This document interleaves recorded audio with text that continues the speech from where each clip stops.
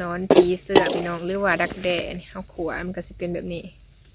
สีสัน มันจะเป็นอันนี้ได้ทั้งที่เป็น ย่ พัน อยๆเนาะ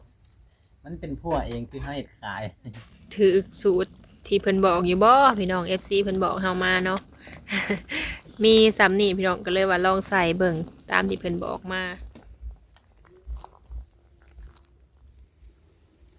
โดยสบายดีเด้อพ่อแม่พี่น้องเบิ่สุขุสุขคนเด้อมาพบพ่อกับน้องลาตี้พี่น้องพบพ่อมื้อนี้กะมาอยู่ข้างหัวเฮือนเฮานี่แหละพี่น้องพอดีต้มอันปลาดุกนาพี่น้องที่ว่าไปใส่เบ็ดได้นั่นแหละเนาะเอามาไว้แล้วก็สิมาต้มป่นพี่น้องต้มโดนเติบแล้วใส่ใบมะขามอ่อนพี่น้องมื้อนี้เนาะเฮาก็มีเห็ดขมเด้อพี่น้องเด้อสิมาต้มเนาะทงหนึ่งพี่น้องเด้พอดีปั้นกันกินกับปลาแหลมกะเฮาก็ได้เทื่อแรกเลยแหละพี่น้องไปหาก่อนหมู่เนาะแต่ว่าไปหาหลายเทื่อแล้วเทื่อแรกก็ได้อันเฮ็ดเผิกดอกใหญ่พี่น้องพอได้ให้แม่ตู้เพิ่นแกงเนาะอันนี้นะมันก็สิด้นเนี่ยพี่น้องเผื่อมันสิจืดมันขมเนาะกะวิธีเฮ็ดกะเฮาก็บ่ฮู้ว่าสิเฮ็ดอะไรให้มันจืดไว้ให้นะพี่น้องแล้วก็เคยเฮ็ดแต่แบบว่าใส่น้ำตาลอีหยังนี่แหละก็บ่ฮู้เลยนะลองเบิ่งแต่ว่ามันต้องได้ต้มลายน้ำนะพี่น้องมันก็จืดอยู่แต่ว่าบ่คักเนาะก็พอดี FC เพิ่นแนะนำมาหลายแฮงว่าให้ใส่ใบอัญจีดาแล้วก็ใส่อันก้านกล้วยบ่พี่น้องหรือว่ามะกล้วยดิบบ่เพิ่นว่าเนาะแล้วก็มะขามเปียกนี่อันเพิ่นบอกมาก็บ้านเฮาผัดมันบ่ค่อยมีพี่น้องใบจีดามีอยู่แต่ว่าอยู่ไกลเนาะเฮาก็สิมาลองเฮ็ดเบิ่งตามที่เฮามีหั่นแหละเนาะแต่ว่าอันต้นข่าอิหยังคือเพิ่นบอกนะว่าข่านะมีอยู่ปลูกไว้อยู่พี่น้องทางนี้ก็มีเนาะเดี๋ยวสิมาลองเบิ่งว่าสิใส่หยังแต่ว่าต้มลายน้ำก็คือสิจืดอยู่ดอกเนาะเฮาก็บ่เคยได้นะปานใดพี่น้องแต่ละเทื่อก็ต้ม3น้ำต้ม3น้ำใส่น้ำตาลอีหยังนี่แหละแล้วก็เย็นน้ำมาล้างแล้วก็ต้มอีกหั่นน่ะแต่ว่าใส่เวลาโดนอันนี้เฮาต้มปลาสิป่นพี่น้องนี่ปลาดุกเด้อพี่เฮาตัด2ตอนกว่าสิไปป่นใส่ใบมะขามน้ำปลาแดกพี่น้องแล้วก็สิต้มเฮ็ดไว้นี่ต้มไว้แกงเฮาก็บ่ได้แกงแบบไว้ดอกเอากินอย่างอื่นไปก่อนแล้วก็สิขั่วอันดักแด้กินแน่พี่น้องอันที่ว่าเฮาไปเก็บหั่นแหละเนาะมื้อหนึ่งไปเก็บแล้วก็มาไว้แล้วก็ไปหาเฮ็ดต่อได้ดักแด้เนี่ยพี่น้อง FC เพิ่นก็ว่าโอ้ถามว่าเฮ็ดอันใดกินเนาะได้มาเลยขั่วเด้อพี่น้องขั่วหรือว่าแกงใส่หน่อไม้เฮ็ดอันใดก็กินได้เบิดเลยกินกับตำบักหุ่งอิหยังก็แซ่บบางทานเพิ่นบ่เคยกินพี่น้องเพิ่นก็ย้านเนาะแต่สำหรับเฮาก็เป็นของแซ่บเลยก็บ่เป็นตาย้านปานใดดอกพี่น้องบางทีเพิ่นก็ว่าเพิ่นย้านเพิ่นบ่เคยเห็นหั่นนะต้มปลาดุกนาพี่น้องแล้วก็เฮาสิไปเอาอันดักแด้มาขั่วเนาะก็ต้มโดนเติบแล้วใส่ใบมะขามอ่อนมีปลาดุกนาตัวหนึ่งตัวใหญ่พี่น้องเฮาสิป่นกินแล้วก็มีปลาขอน้อยเนาะใส่ใบมะขามแล้วก็หัวจิงไข่เด้อให้มันหอมปลาธรรมชาติบ้านเฮานี่แหละเนาะเดี๋ยวไปเอาดักแด้มาขั่วแล้วบัดนี้สิป่นกินพี่น้องตัวนี้เขาสิมาขั่วดักแด้พี่น้องดิเขาไปเก็บขาบเฝ้าเนาะ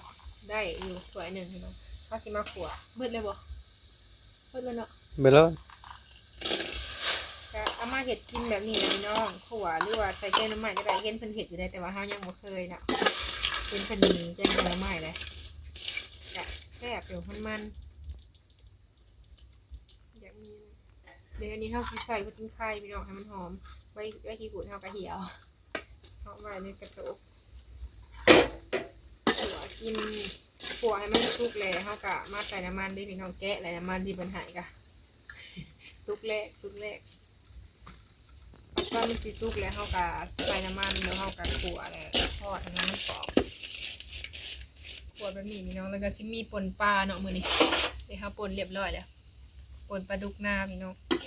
ตัวหนึ่งกับปลาคอน้อยก็เอามาเฮ็ดกินแบบนี้แหละเนาะอันนี้ก็เฮ็ดกินแล้วเฮาจังสิต้มไว้พี่น้องนี่ทำสิเผาพี่น้องเฮาเฮ็ดนี่นะเผาเบิดคืนพี่น้องบ่ฮู้ว่าอัน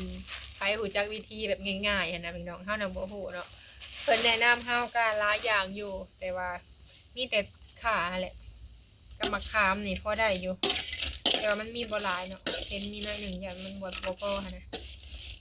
แต่ว่ามักกินเห็ดขมหั่นนะเฮ เผาบ่ขึ้นแล้วมือใดกะตอนนั้นแฮงจักโมงบ่แม่น12 โมงบ่เนาะ 12 โมงบ่ายโมง มันสิบ่ายโมงพากันนอนเผาอยู่พี่น้องไอ้แต่ละปีนะเพื่อสิได้กินได้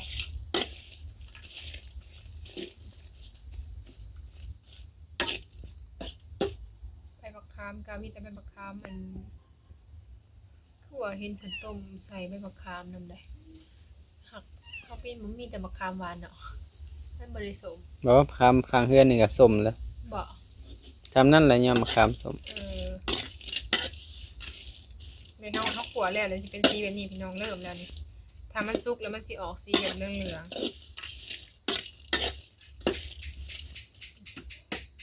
ป้าไว้ให้มันอันนั้นก่อนพี่น้องจังสิมาใส่น้ำมันมันแหมแล้วพี่น้องเฮาสิใส่น้ำมันลงไปกระปะให้มันแหมๆพุ่นแหละเฮาจังโค้งขึ้นมาถ้าไผบ่มักก็บ่ใส่ก็ได้พี่น้องเฮาขัวแบบธรรมชาตินี่แหละเฮาใส่อยากให้มันกรอบนี่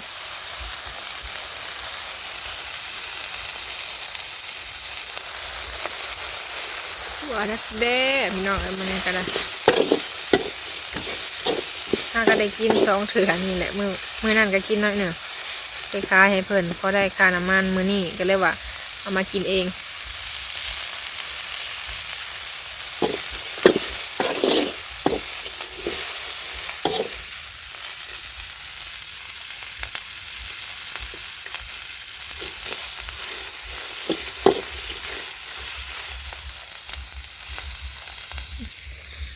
สิมี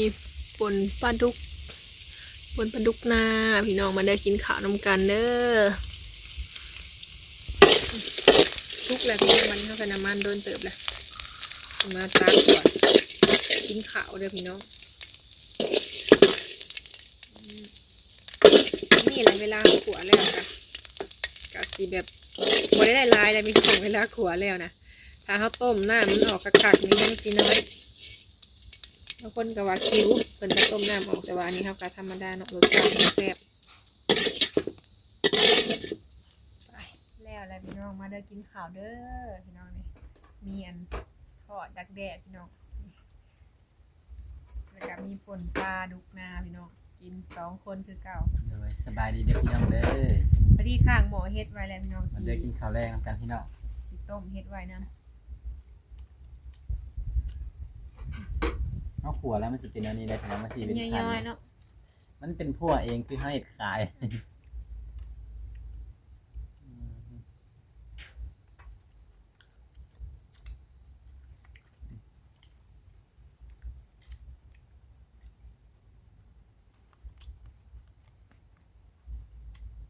อยากสิบอกเคยกินกับสิติ๊กนะพี่น้อง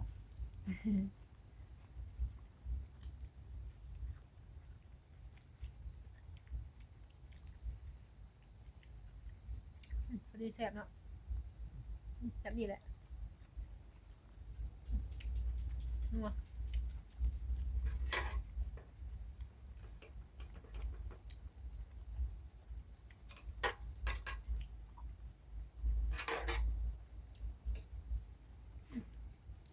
ตัวนี้ก็เป็นเงินเดือนทำไปแล้ว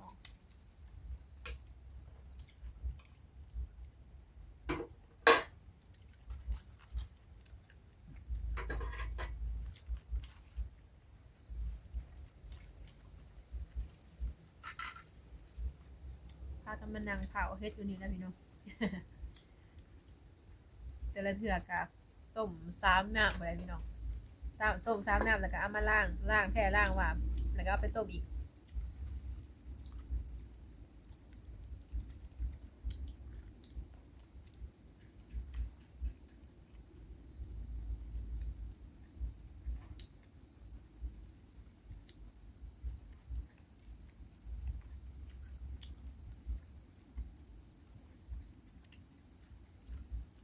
มันจะแก่เนี่ยเนาะมันร่นเลย เตรียมคือโป่งปีกน้อยโอ้ยเป็นปีกเป็นตัว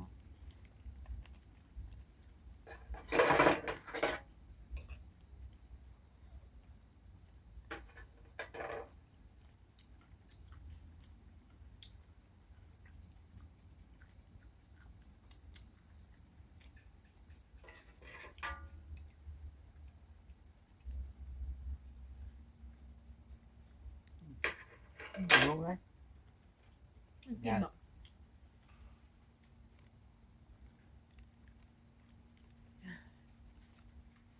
กิน กินแมงอันนี้บ่มันนี่ มันกินบ่ กินเฉย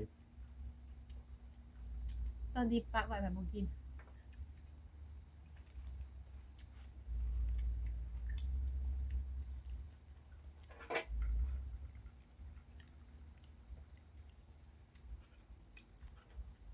เอาต้มน้ำเดียวเขาแช่น้ำไว้แล้วจะมากินเนาะ ปลาไว้กินแห้ง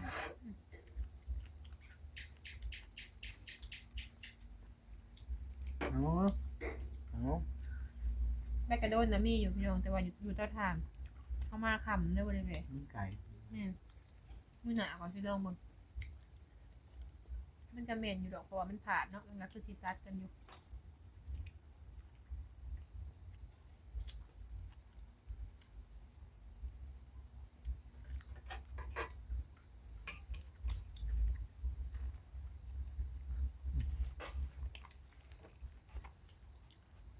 กินคนดักแด้นี่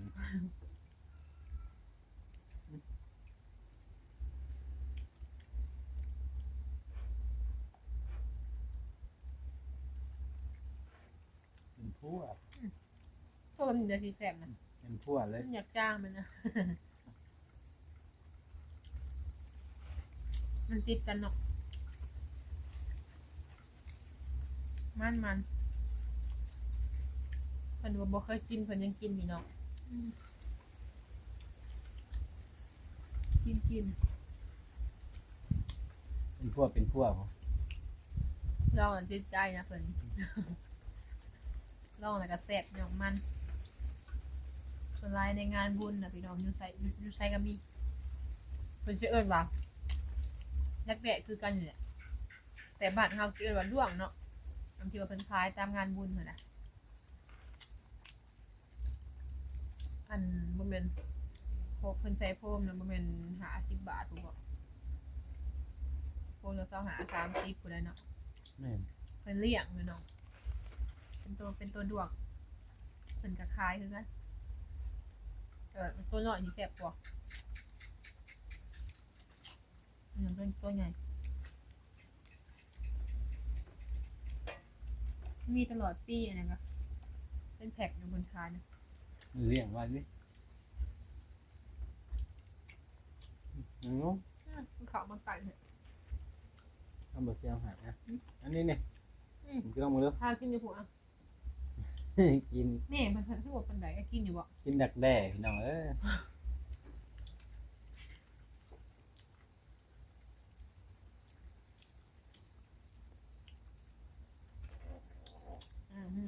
อย่าหายกัน นั่นอีกตัวหนึ่งนะมาบ่ครบจะแป้งนะ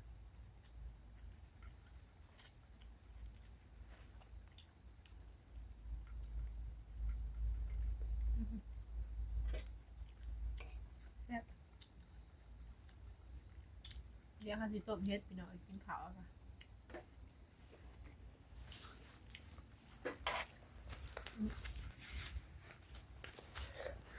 อันสิมาเอาอันนะพี่น้องสิต้มน้ำไว้แล้วสิมาเอาอัน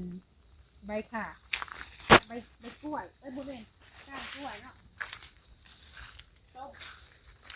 ใบข่าแล้วพี่น้องมันคือสิเอาแบบนี้นะเนาะ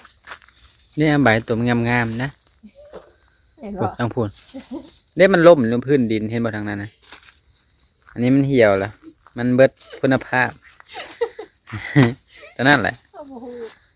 เห็นบ่ตัวมันล่มลงทางพุ่นนะมันก็สิงามอยู่ดอกนะฮะก็ไปเลือกเอา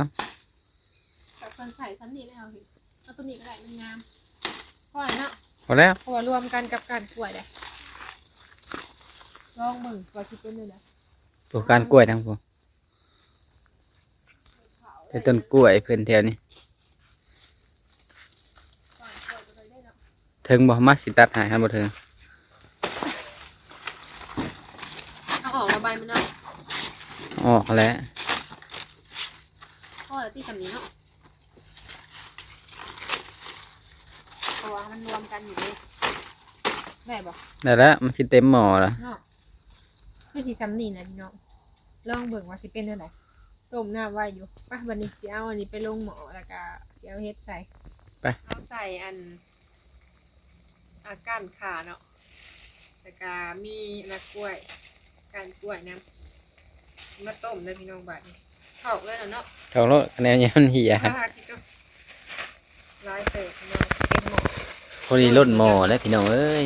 อยู่ได้นี่เอาเนี่ยเอามาอันหนักกว่า โยลง ผักเนาะ มันพูเขาซื้อได้อยู่ดอก ได้อยู่ เพอมันผดบ่ทันแฮง แล้วมันก็โยบลงเนาะ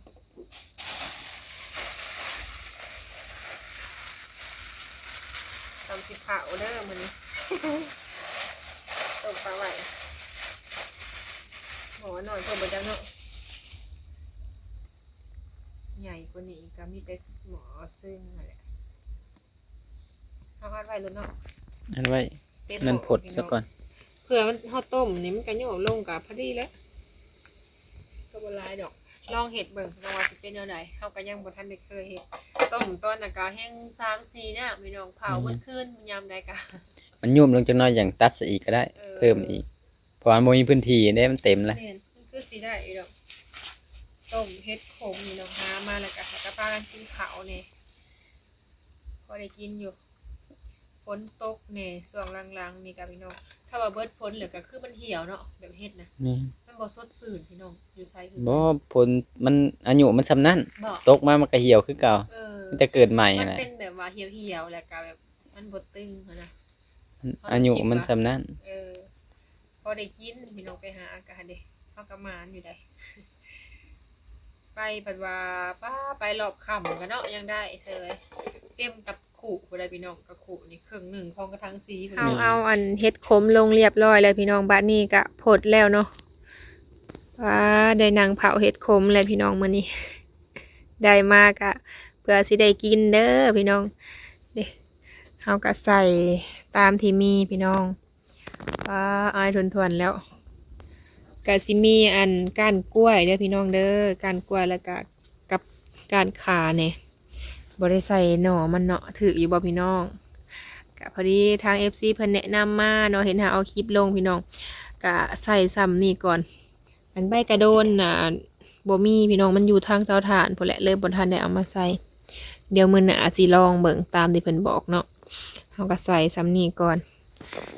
ได้มาถ้วยปลายพุ่นแหละพี่น้องนี่เวลาเฮาต้มแล้วมันก็สิบ่หลายปานใดนี่สะอาดเด้อพี่น้องเนาะต้มแบบนี้คักๆมันนางเผาอยู่นี่แหละใครแต่ว่าใส่อันนี้มันไผแนวอันนี้เฮาก็สบายพี่น้อง เฮาลองเบิ่งก่อนมันเป็นอะไร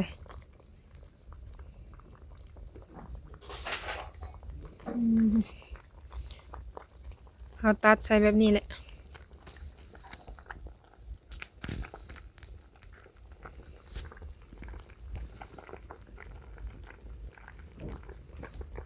ต้มเห็ดขม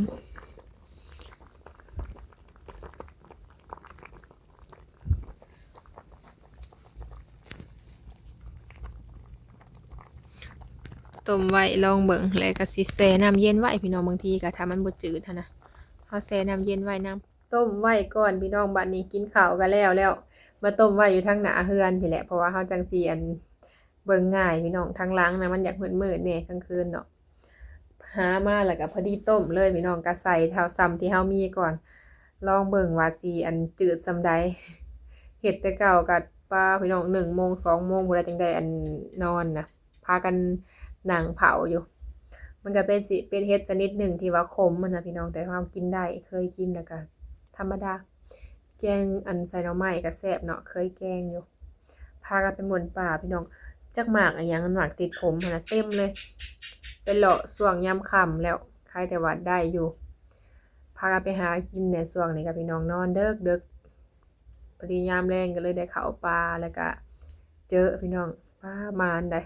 เข้าไปแป๊บเดียวเห็นเลย